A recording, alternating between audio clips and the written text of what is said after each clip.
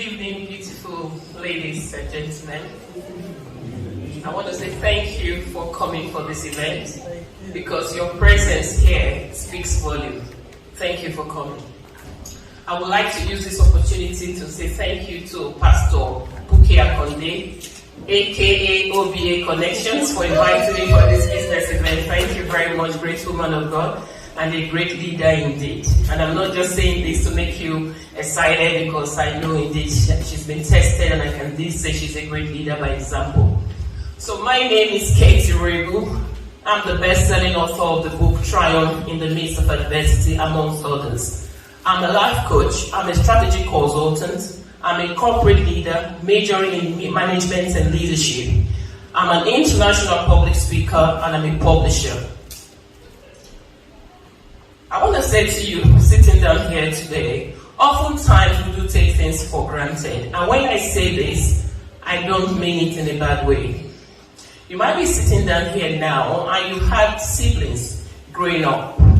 And as a grown adult, you have them in your contacts. You can contact them in good times, in bad times, to discuss about maybe your parents' lives, about business, about virtually everything.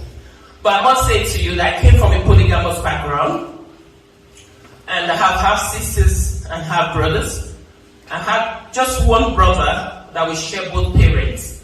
And over 2 decades ago, he traveled to my maternal home and never returned. And that left a vacuum within. And my half sisters I grew up with, I thought we were sisters, great friends, because I never even knew what half-sisters was, because I never saw them as half-sisters. I don't even know if half-sisters existed. But after I had my twin daughters, then my twin sisters, my half-sisters, showed their true colors. But before that, when I was living in Lagos and I fly to London every week, we were great friends. Before I get to my hotel, sometimes she's already there waiting. Either they take me to their house or take me out to party. They treated me like a celebrity. Everybody in their contact knew Kate is coming and she works for Virgin Atlantic.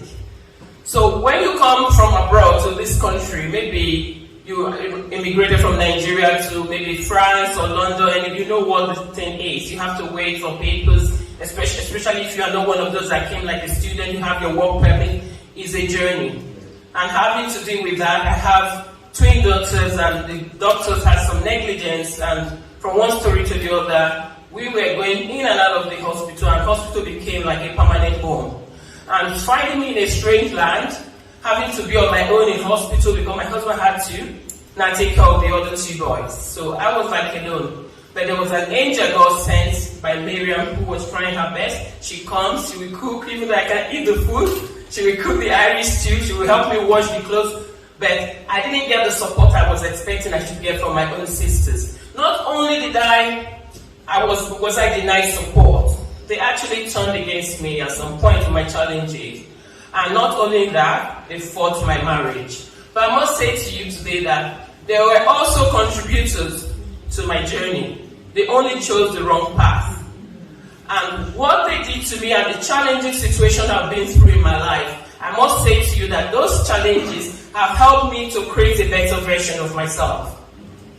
I'm standing here today. I have 2 BScs in microbiology, I have MBA, but I've never been so fulfilled in my life doing what I'm doing.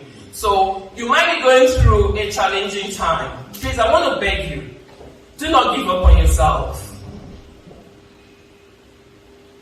The life is full of challenges, but in the midst of your challenges, please remain focused so you can fulfill your dreams. I must say to you that in difficulties, please don't give up. Never you give up. Because giving up is not an option for the wise. Because in giving up, it means you are handing your trophy to the enemy. Because I believe that in your challenging time, if you focus on it, you will see that even before that challenge, there was an opportunity. In that challenging time, there's an opportunity for you.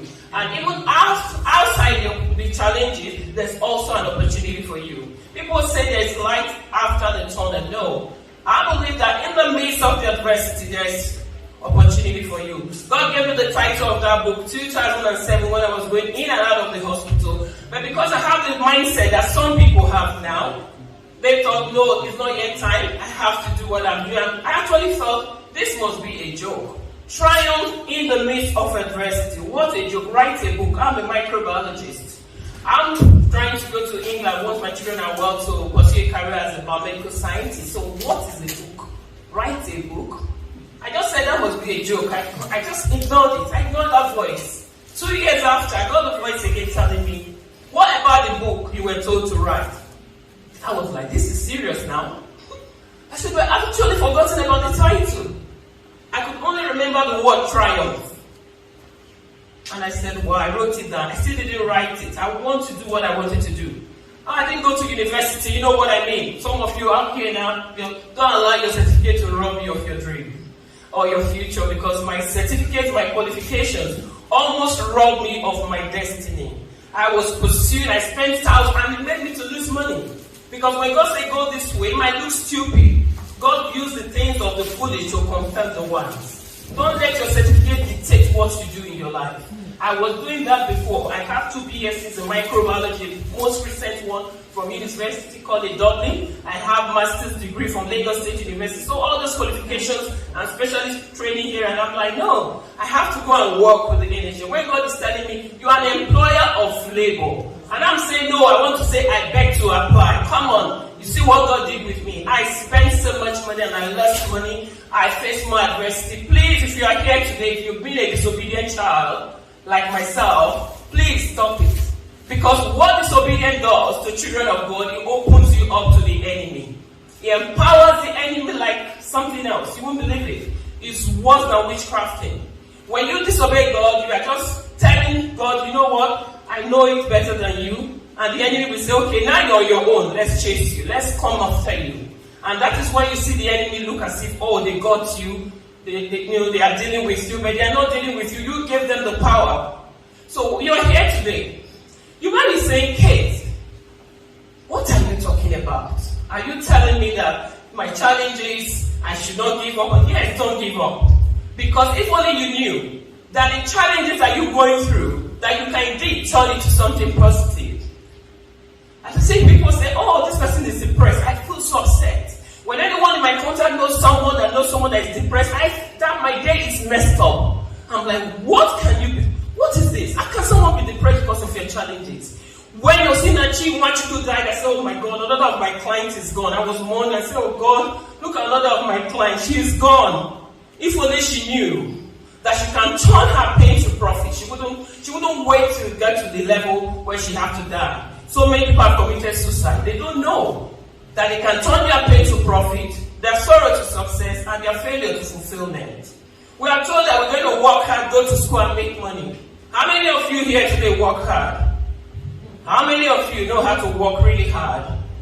Yeah? You work really, really hard. Would you like to work smart? Yes. Please, I want to ask you to please stand up for 1 minute, please. In a difficult time, even when the challenges come so strong like a storm, if you feel that there's a wall in front of you and you cannot see any way out, please, just believe that the tougher it gets, the greater the testimony. So please, I want you to repeat this and say it like someone on a mission that has somewhere they are going. The tougher it gets, the greater the testimony. Thank you very much. You can now have your seat. Please, your difficulties, the challenges you are going through, please do not feel sorry for yourself.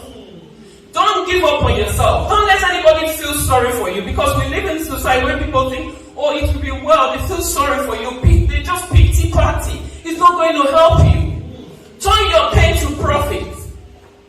Use those stumbling blocks as your stepping stone to your success. That's what you must do.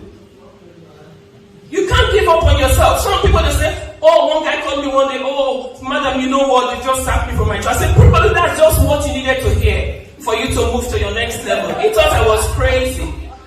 I said, yes. Because if you are somewhere where you are working as an employee, When God is telling you that you are an entrepreneur, you have to employ people working under you, and you are there in one company doing yes and money and night. God is going to tell someone to kick you out of that place very soon. Except you are not a woman of destiny.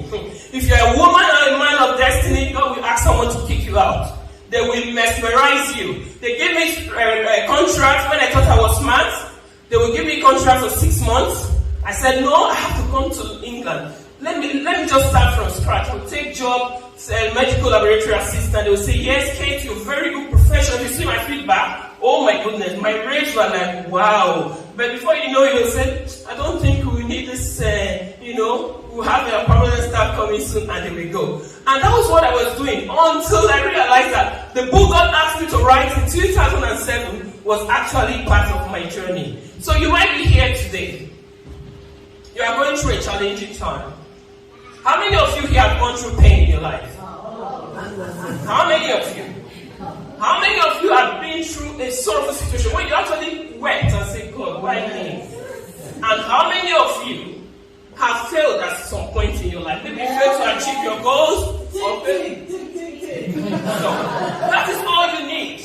That is all you need. You don't need to go and learn anything. That and your basic English language.